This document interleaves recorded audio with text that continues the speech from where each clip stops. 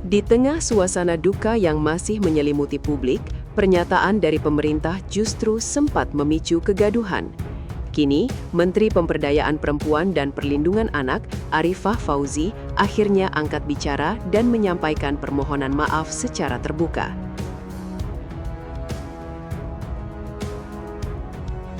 Terkait pernyataan saya pasca insiden kecelakaan kereta di Bekasi Timur, saya menyadari bahwa pernyataan tersebut kurang tepat. Untuk itu, saya memohon maaf sebesar-besarnya kepada seluruh masyarakat. Dalam pernyataannya, Menteri PPPA mengakui bahwa komunikasi yang disampaikan sebelumnya belum tepat dan menimbulkan keresahan di tengah masyarakat. Ia menegaskan bahwa keselamatan nyawa manusia harus menjadi prioritas utama di atas segala perdebatan atau diskursus kebijakan. Pernyataan ini sekaligus menjadi refleksi penting bagi pemerintah, khususnya dalam menyampaikan pesan publik di situasi sensitif. Apalagi ketika masyarakat sedang berduka, setiap kata memiliki dampak besar terhadap kepercayaan dan emosi publik.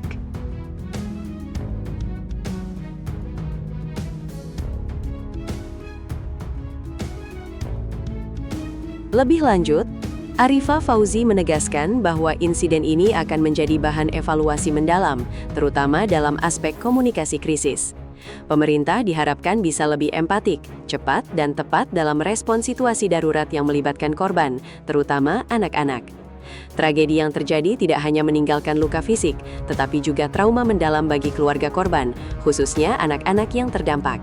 Dalam kondisi seperti ini, peran negara menjadi sangat krusial, bukan hanya dalam penanganan darurat, tetapi juga dalam pemulihan jangka panjang.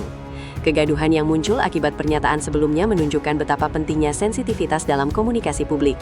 Kesalahan kecil bisa berdampak besar terhadap kepercayaan masyarakat terhadap institusi negara.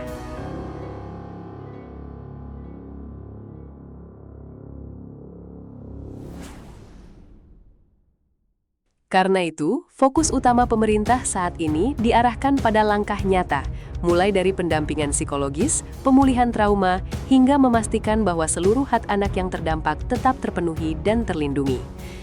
Dalam situasi seperti ini, ada beberapa hal penting yang perlu diperhatikan. Pertama, bagi keluarga korban, jangan ragu untuk mencari bantuan psikolog atau layanan pendampingan trauma yang disediakan pemerintah maupun lembaga terkait.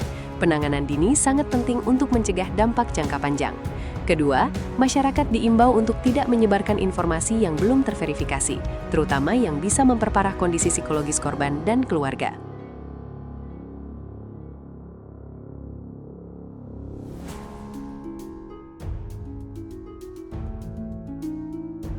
Karena itu, fokus utama pemerintah saat ini diarahkan pada langkah nyata, mulai dari pendampingan psikologis, pemulihan trauma, hingga memastikan bahwa seluruh hak anak yang terdampak tetap terpenuhi dan terlindungi. Dalam situasi seperti ini, ada beberapa hal penting yang perlu diperhatikan. Pertama, bagi keluarga korban, jangan ragu untuk mencari bantuan psikolog atau layanan pendampingan trauma yang disediakan pemerintah maupun lembaga terkait. Penanganan dini sangat penting untuk mencegah dampak jangka panjang. Kedua, masyarakat diimbau untuk tidak menyebarkan informasi yang belum terverifikasi, terutama yang bisa memperparah kondisi psikologis korban dan keluarga.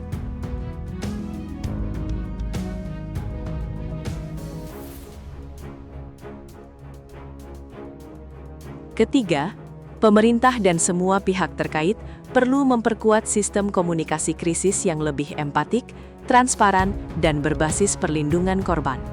Dan yang paling penting, perlindungan anak harus menjadi prioritas utama.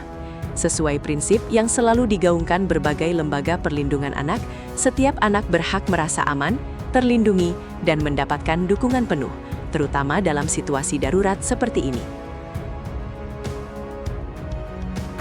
Assalamualaikum warahmatullahi wabarakatuh.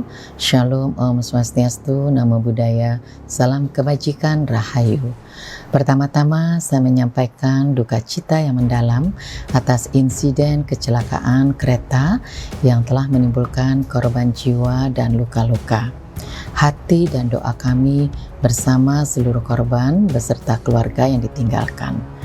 Terkait pernyataan saya pasca insiden kecelakaan kereta di Bekasi Timur, saya menyadari bahwa pernyataan tersebut kurang tepat. Untuk itu, saya memohon maaf sebesar-besarnya kepada seluruh masyarakat, khususnya kepada para korban dan keluarga korban yang merasa tersakiti atau tidak nyaman atas pernyataan tersebut. Tidak ada maksud dari saya untuk mengabaikan keselamatan penumpang lainnya. Saya memahami bahwa dalam situasi duka seperti ini, yang menjadi fokus utama adalah keselamatan, penanganan korban, serta empati kepada seluruh keluarga yang terdampak. Kita semua sepakat bahwa keselamatan seluruh masyarakat adalah prioritas nomor 1, baik perempuan maupun laki-laki. Saat ini, prioritas utama pemerintah adalah memastikan penanganan terbaik bagi seluruh korban, baik yang meninggal dunia maupun yang mengalami luka-luka. Sesuai arahan Bapak Presiden, seluruh proses penanganan dilakukan secara cepat, adil, dan menyeluruh. Kementerian PPPA hadir untuk memastikan hak korban dan anak-anak yang ditinggalkan orang tuanya dalam tragedi ini tidak terabaikan. Kami sangat berduka atas jatuhnya korban jiwa dalam peristiwa ini. Kementerian PPPA berkomitmen memberikan pendampingan psikologis, perlindungan, serta dukungan yang diperlukan, khususnya bagi anak-anak dan keluarga korban yang mengalami trauma akibat peristiwa ini. Mari kita bersama-sama memusatkan perhatian pada penanganan korban, doa serta upaya perbaikan sistem keselamatan transportasi publik agar tragedi serupa tidak kembali terjadi. Keselamatan seluruh penumpang harus menjadi prioritas tertinggi dalam setiap kebijakan transportasi ke depan. Terima kasih. Semoga Allah SWT memberikan kekuatan, ketabahan, dan perlindungan kepada seluruh keluarga korban serta kepada kita semua. Wassalamualaikum warahmatullahi wabarakatuh. Pemerintah tidak lepas tangan.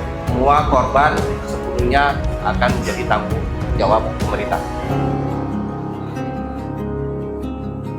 Assalamualaikum warahmatullahi wabarakatuh. Dapat kami sampaikan bahwa terkait dengan jumlah penumpang yang menjadi korban, baik yang meninggal maupun yang luka-luka adalah sejumlah 106 penumpang, kemudian yang meninggal dunia 15 penumpang, dan yang luka-luka 91. 38 penumpang sudah kembali. Harapan kami bahwa sisanya insya Allah mudah-mudahan bisa segera diberikan kesembuhan dan bisa kembali ke rumah berkumpul bersama keluarga.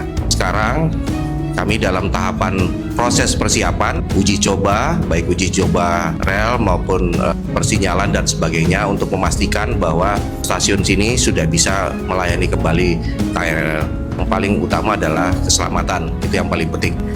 Kami tidak henti-hentinya meminta permohonan maaf yang sebesar-besarnya ke seluruh masyarakat, khususnya para pengguna jasa atas kejadian kemarin ini. Ya, bagi kami keselamatan tidak ada toleransinya sama sekali, tidak ada kompromi sama sekali, dan kami tidak membedakan gender laki dan perempuan.